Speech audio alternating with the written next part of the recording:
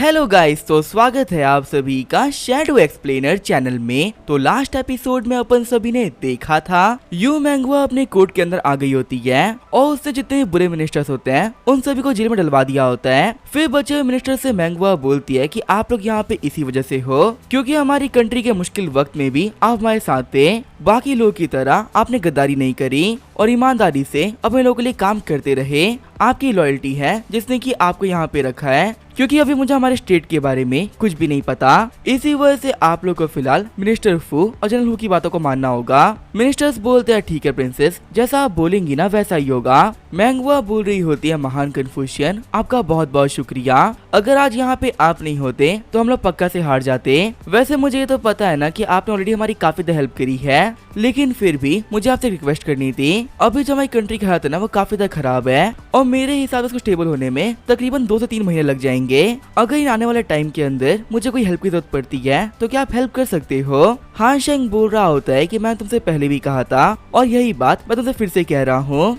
अगर आने वाले टाइम के अंदर तुम्हारे सामने कोई भी ऐसी दिक्कत आती है जिसे तुम सॉल्व नहीं कर सकती तो मैं वादा करता हूँ कि वो दिक्कतों को ना मैं सॉल्व करूंगा। हाँ, पर तुम भी ना अपने वादे को मत भूलना। मैंगवा बोलती है कि मैं कुछ भी भूल सकती हूँ लेकिन आपसे किए हुए वादे को नहीं। हान शेंग सोच रहा होता है कि मैंगवा का एम्प्रेस बनना मेरे लिए काफी ज्यादा फायदेमंद साबित होगा। एम्प्रेस बनने के बाद में अभी मेरे लिए हॉस्पिटल हाउस मंगा सकती है जिनका यूज करते हुए कुछ महीने के अंदर मैं पूरी तरीके से हील हो जाऊंगा और फिर मैं फाइनली इस किंगडम से बाहर जा पाऊंगा। आगे हमें कुछ महीनों बाद का सीन दिखाया जाता है। हम देखते हैं हमारे हान शेंग को जो कि मेडिसिनल बात ले रहा होता है। हान शेंग सोच रहा होता है कि पिछले कुछ महीने के अंदर मैंगवा ने काफी ज्यादा अच्छा काम किया है। उसके लाए हुए हर्ब्स की वजह से मेरी बॉडी में जितने भी क्रैक थे वो ऑलरेडी हील हो चुके हैं। जो चीज अभी तक यहाँ पे हील नहीं हो पाई वो मेरी सोल है। लास्ट टाइम मैंने अपनी पावर्स का ना काफी ज्यादा ओवर यूज कर लिया था, इसी वजह से मेरी सोल के अंदर एक बहुत ही बड़ा क्रैक पड़ चुका है। जब तक कि मैं उस क्रैक को हील नहीं कर लेता मैं अपनी पूरी पावर्स को यूज नहीं कर पाऊंगा। और सच कहूँ तो मुझे लगता भी नहीं है ना कि यूचू किंगडम मेरी और हेल्प कर सकता है। मेरी सोल को हील करने के लिए जो हर्ब्स चाहिए रहेंगे वो हर्ब्स ना मिलना बहुत ही मुश्किल होते हैं और इतने छोटे से किंगडम के लिए उन हर्ब्स को हासिल करना बिल्कुल इम्पॉसिबल है। लगता है कि बाकी मेडिसिन मुझे खुद ढूंढनी पड़ेगी। आगे हम देखते हैं मैंगुआ को जो कि हान शेंग के पास में आ गई होती है। हान शेंग को ग्रीट करते हुए मैंगुआ बोलती है सर, एक बहुत बड़ी दिक्कत आ गई है। हमारे आसपास के 7 किंगडम्स ने अपने अपने एनवॉइस को ना हमारे पास में भेजा है।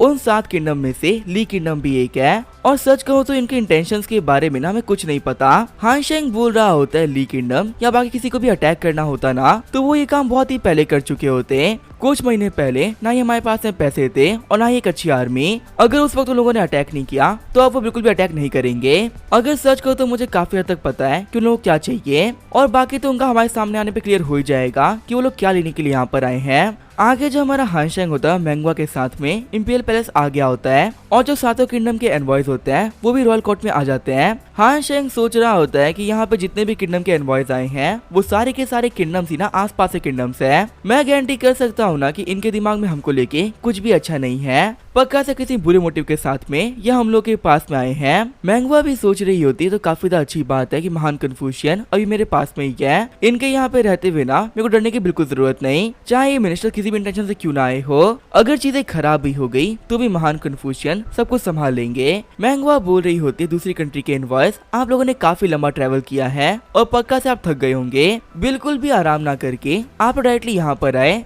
क्या मैं जान सकती हूँ कि इसका क्या रीजन है? पहला वाला बंदा बोल रहा होता है कि जैसे हमको पता चला कि यूचू किंगडम की प्रिंसेस जो कि 10 साल पहले गायब हो गई थी वो वापस आ चुकी हैं, तो आपको पर्सनली वेलकम करने के लिए हमारे किंग ने मुझे यहाँ पे भेजा। आपके वापस आने की खुशी में हमारे पेंगची किंगडम ने ना कुछ गिफ्ट भिजवाए थे। उम्मीद है कि ये गिफ्ट्स आपको काफी ज्यादा पसंद आएंगे। बाकी कंट्रीज के बंदे ही बोलते हैं हाँ हम भी इसी रीजन की वजह से आए थे और इसी वजह से हम भी आपके लिए ना बहुत सारे गिफ्ट लेके आए हैं। प्रिंसेस बोलती है यूचू किंगडम की तरफ से मैं आप सभी को शुक्रिया कहती हूँ। बाकी किंगडम तो अपनी बात रख दी लेकिन ली किंगडम के एनवॉय आप कुछ क्या क्यों नहीं रहे? मैं कब से यहाँ पे देख रही हूँ, आप चुप खड़े हो। ली किंगडम का एनवॉय बोल रहा होता है प्रिंसेस आपको पता है कि आप लोगों ने क्या किया है फिर भी आप मुझसे ऐसे बात कर रही हो। आपने अपने वापस आने के साथ ही हमारी कंट्री के एनवॉय और जनरल को खत्म करवा दिया था। आपको क्या लगता है क्या इस चीज के बारे में हमें पता नहीं चला होगा क्या? जब यूचू किंगडम के ऊपर हर एक कंट्री अटैक कर रही थी तब हमारी ली किंगडम ने बीच में इंटरफेयर किया और 10 साल आपके किंगडम को हम लोगों ने संभाल के रखा, लेकिन आपने हमें पे बैक करने के लिए हमारे लोग खत्म करवा दिया। आप ही बताइए प्रिंसेस ऐसा कौन करता है? हम लोगों ने आपको ना अपनी फैमिली माना था, लेकिन आपने हम लोग को बहुत बड़ा धोखा दिया है। प्रिंसेस मैंगुआ बोल रही होती है, अच्छा वो घटिया जनरल और वो घटिया एनवॉय वो आपके ली किंगडम से थे क्या? मुझे लगा ना कि वो लोग कुत्ते हैं और जिन कुत्तों की ब्रीड का पता नहीं होता ना उन्हें खत्म करना ही सही रहता है। अगर मुझे बिल्कुल ही पता होता कि वो कुत्ते आपके ली किंगडम के हैं तो मैं उनको सही सलामत ना ली किंगडम भिजवा देती। सच कहूँ तो उनके गंदे खून की वजह से ना हमारी कंट्री की जमीन गंदी हो गई। ये बात सुन के एनवॉय काफी तक गुस्सा हो गया होता है। वही हंसते हुए जनरल वो बाकी सभी लोग बोलते हैं, प्रिंसेस आपने बहुत ही कमाल का जवाब दिया, ये ली किंगडम वाले ना ये डिजर्व करते थे। ली किंगडम का एनवॉय बोल रहा होता है, प्रिंसेस आप बहुत ज्यादा बोल रही हो, आपको हमारे ली किंगडम के बारे में इतना कुछ नहीं कहना चाहिए था। लगता है कि आप भूल चुके ली किंगडम वाले क्या कर सकते हैं और हमारी बेइज्जती करने के क्या नतीजे हो सकते हैं। मैंगुआ बोल रही होती है, तुम लोग क्या कर लोगे? तुम्हें पता जो मेरे पीछे बंदा खड़ा है ना वो इंसान नहीं बल्कि एक तोप है, एक ऐसी तो जो कि अपने पेन का यूज करते हुए ना अभी तुम्हें डिस्ट्रॉय कर सकता है। तुम्हें तो क्या तुम्हारे पूरे लीग किंगडम को यहाँ बैठे बैठे हम लोग डिस्ट्रॉय कर सकते हैं। तो इसी वजह से यहाँ पे कुछ ही बोलने से पहले ना 100 बार सोच लेना। अगर तुम्हारी इन बेकार बातों की वजह से महान कन्फ्यूशन गुस्सा हो गए तो फिर इनको रोकना ना मेरे लिए भी काफी ज्यादा मुश्किल हो जाएगा और तुम लोगों को खत्म करने के लिए इन्हें ज्यादा मेहनत नहीं करनी, बस अपने पास से ना एक तलिस्मान बाहर निकालना है। मैंगुआ सोच रही होती है कि जब तक मेरे पीछे महान कन्फ्यूशन खड़े हैं ली किंगडम क्या अगर मेरे सामने कोई हाई रैंक का किंगडम भी आ जाए तो मुझे उसे डरने की भी कोई जरूरत नहीं। और वैसे भी उन्होंने कहा था कि अगर मुझे हिस्ट्री की पहली एम्प्रेस बनना है तो बाकी किंग से मुकाबले ज्यादा हिम्मत रखनी होगी, क्योंकि जब बड़ी जंगें होती है वो तलवारों से नहीं बल्कि दिमाग और हिम्मत से जीती जाती है। जब तक मैं अपने अंदर हिम्मत रखूंगी कोई मुझे हल्के में नहीं लेगा। प्रिंसेस मैंगुआ की बातों की वजह से ली किंगडम के एनवॉय को बहुत ज्यादा गुस्सा आ रहा होता है, लेकिन हान शेंग के वहाँ प्रेजेंट रहते हुए उसमें इतनी हिम्मत नहीं होती कि कुछ भी कह सके, क्योंकि उसे भी क्लियरली पता होता है कि भले ही मैंगुआ यहाँ पे कुछ भी नहीं कर सकती पर हमारा हान शेंग बहुत कुछ कर सकता है। पेंगची किंगडम का एनवॉय बोलता है, प्रिंसेस हम लोग आपके पास में ना रिक्वेस्ट लेके आए थे। आपकी कंट्री के पास में एक बहुत ही महान कन्फ्यूशियन है और सभी को पता है कि ऐसे कमाले कन्फ्यूशियन जनरेशंस में एक बार होते हैं। हम चाहते हैं ना कि आपके महान कन्फ्यूशियन हमें भी कुछ बना के दें जिससे कि जो हमारी कंट्री है वो भी आगे बढ़ सके और आप ही कंट्री की तरह अच्छा कर सके। मैंगुआ सोच रही होती है, मुझे स्टार्टिंग से पता था कि इन लोगों के यहाँ पे आने का रीजन और कोई नहीं महान कन्फ्यूशियन है। सभी को पता है कि हमारा किंगडम बिल्कुल नहीं जीत पाता अगर हमारे पास महान कन्फ्यूशियन नहीं होते और इसी वजह सारी कंट्री की नजर ना इन पर टिकी हुई भी है।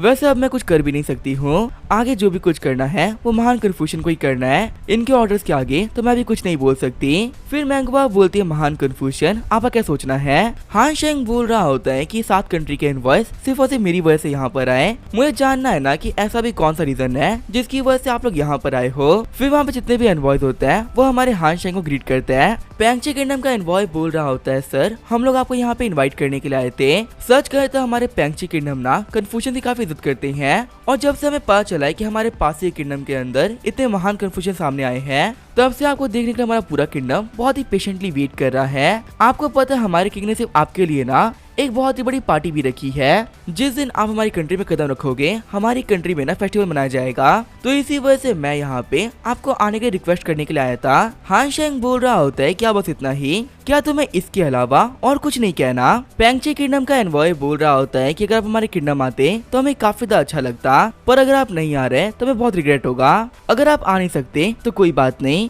पर क्या आप हमारे लिए एक काम कर सकते हो क्या? हमें आपके हाथों से बना हुआ ना कोई चीज चाहिए, क्या हमें कुछ भी अपने हाथों दे सकते हो क्या? हान शेंग बोल रहा होता है कि तुमने तो बता दिया, अब तुम लोग बताओ कि तुम्हें क्या चाहिए। बाकी सारे एनवॉयज ही बोलते हैं, हाँ मास्टर हम लोग भी यहाँ पे इसी चीज के लिए आए थे, हमें आपके हाथों से बनी हुई कॉलीग्राफी चाहिए। हान शेंग बोल रहा होता है, अच्छा तो यहाँ पे सभी लोग मेरे हाथों से बनी हुई कॉलीग्राफी के लिए आए हो, हर एक किंगडम के लिए मैं एक एक चीज लिख के दूं, है ना? सारे एनवॉयज बोलते हैं, हाँ हम लोग यही चाहते हैं, आप हम सभी लोगों के लिए ना कुछ अच्छा लिख के दो। गुस्सा करते मिनिस्टर फू बोल रहे होते हैं, बेवकूफो तुम्हें क्या कह रहे हो? तुम्हें नहीं पता ना कि महान कन्फ्यूशियंस के लिए एक कॉलीग्राफी करना कितना मुश्किल होता है। उनकी एक कॉलीग्राफी के अंदर ना उन्हें कितनी सोल पावर लगती है, और तुम चाहते हो कि तुम सातों के लिए ये कॉलीग्राफी बना के दें। इससे इनकी फाउंडेशन के ऊपर ना बहुत फर्क पड़ेगा और इनके जो पावर लेवल है वो भी काफी तक गिर जाएंगे। तुम जैसे घटिया लोग ना मैं जिंदगी में आज से पहले कभी नहीं देखे थे। तुम तो यहाँ पे खुलेआम इनको लूटने की बात कर रहे हो। मिस्टर फू सोच रहे होते हैं कि मैं भी कोरियोग्राफी करता हूँ और मुझे पता है ना ये कोरियोग्राफी करना कितना मुश्किल होता है। ऐसे में एक महान कन्फ्यूशियन से 7 कोरियोग्राफीज मांग लेना ये एक बहुत बड़ी बेवकूफी है। इतनी कोरियोग्राफीज बनाने में इनको ही बहुत मेहनत लगेगी। हान शेंग बोल रहा होता है, लॉर्ड फू शांत हो जाइए,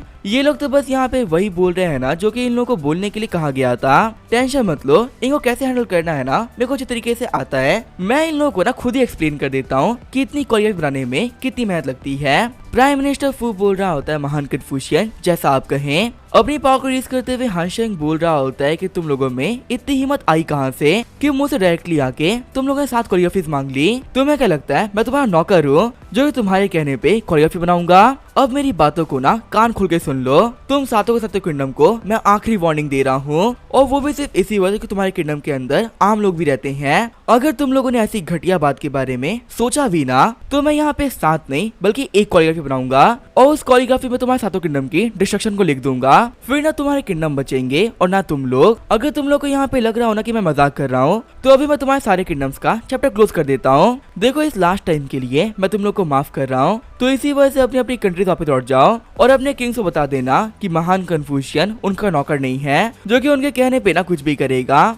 और अगर फिर मुझसे कोरियोग्राफी बनवाने का उन लोगों का मन करे ना तो उन्हें कह देना कि मेरे पास में पर्सनली आ जाए। मैं यहाँ पे उन लोगों का ना बहुत ही खतरनाक वेलकम करूंगा। तुम सभी लोगों को समझ में आ गया ना? या फिर मैं यहाँ पे थोड़ा सा प्रैक्टिकल करके दिखाऊं? वैसे 1 सेकेंड रुको, मुझे यहाँ पे एक बहुत बुरी चीज याद आई है। तुम्हें तो पता ही है ना कि हमारा यूचू किंगडम काफी टाइम से दिक्कतों में था और इसे रीबिल्ड करने में बहुत ही मेहनत लग रही है। अब जबकि तुम सभी एनिमल्स पर्सनली यहाँ पर आए हो तो वापस जाने के बाद में अपने अपने एम्प्रेस को कह देना यूचू किंगडम की हेल्प करने के लिए सप्लाईज भिजवा दे। अपने पड़ोसियों की हेल्प करना तुम्हारी जिम्मेदारी बनती है, और अगर 10 दिनों के अंदर हेल्प नहीं आई तो तुम लोग के साथ में मैं क्या करूंगा ना तुम सोच भी नहीं सकते। आगे हम लोग को एनवॉइस के जाने के बाद रात का सीन दिखाया जाता है। हानशेन के पास में मैंगवा आती है। मैंगवा बोल रही होती है महान कन्फ्यूशियन, मुझे यहाँ पे एक चीज में दिक्कत आ रही है और इसी वजह से उस चीज के बारे में ना मैं आपसे पूछने के लिए आई थी। हानशेन बोल रहा होता है फ्यूचर में तुम्हारे सामने 100 किंगडम खड़े रहेंगे और तुम्हें अकेले ही ना उन सभी को फेस करना है। अगर छोटी मोटी सात डायनेस्टीज को तुम फेस नहीं कर सकती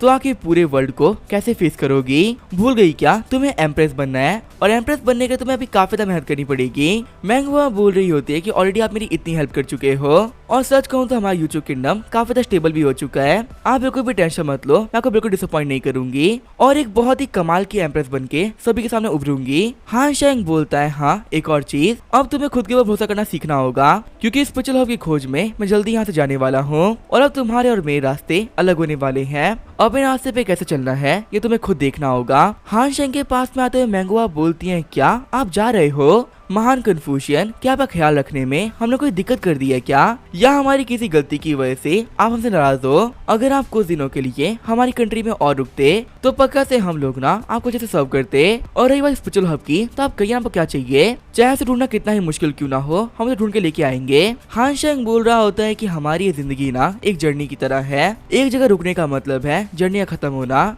और तुम्हें तो पता ही है जर्नी खत्म होने का मतलब है जिंदगी खत्म होना। हम जो कन्फ्यूजन होते हैं ना हमारी जिंदगी ऐसी होती है, अपनी सर्च को हम लोग कभी रोक नहीं सकते। जाने से पहले मैं बस इतना कहना चाहता हूँ कि अभी भी जो तुम्हारा यूचू किंगडम है वो बाकी किंगडम से घिरा हुआ है, तुम्हें अकेले ही पूरे किंगडम का भार अपने कंधों पे लेके चलना होगा। याद रखना ये कंधे कमजोर पड़ने नहीं चाहिए क्योंकि इन कंधों पे पूरी एक कंट्री टिकी हुई है। हजारों चेहरों की मुस्कान अब तुम्हारे भरोसे है। मैंगवा बोलती है महान कन्फ्यूशियन, हम लोग को गाइड करने के लिए आपका बहुत बहुत शुक्रिया। आपने मुझे जो भी कुछ कहा था ना वो सारी की सारी बातें मैं याद रखूंगी और आपके कहने के हिसाब से ही फ्यूचर में हर एक काम किया करूंगी। हानशेंग बोल रहा होता है कि अब मैं यहाँ से नॉर्थ की तरफ जा रहा हूँ। उम्मीद करता हूँ कि जब मैं वापस लौटूं ना तो मुझे एक नया यूचू किंगडम देखने को मिले, एक नया और एक बेहतर यूचू किंगडम जिसे देख के मुझे भी ना तुम्हारे पर प्राउड फील हो। रोते हुए मैंगवा बोल रही होती है महान कन्फ्यूशियन, आप बिल्कुल भी टेंशन मत लो, अपने किंगडम को एक बेहतर जगह बनाने के लिए मैं पूरी मेहनत करूंगी, और हाँ जितने भी रेयर हब होते हैं ना मैं उनको भी ढूंढ के रखूंगी। अगली बार आप जब भी यहाँ पर आओगे तो मैं पक्का से आपका ना एक बहुत ही कमाल का वेलकम करूंगी। फिर जब मैंगवा अपनी आंखें खोलती है